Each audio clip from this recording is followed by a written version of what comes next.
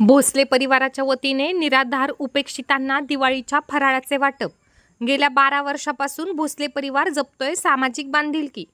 समाजातील अनेक निराश्रित, निराधार व उपेक्षित लोक दिवाळी सणापासून वंचित राहतात।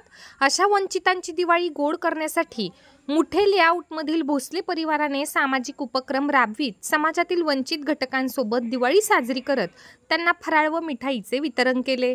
गेल्या 12 वर्षांपासून मुठे लेआउट येथील सामाजिक कार्यकर्ते गणेश भोसले हे प्रत्येक दिवाळीला शहरातील निराधारांना फराळ व विविध साहित्य वाटप करून त्यांची दिवाळी गोड करतात।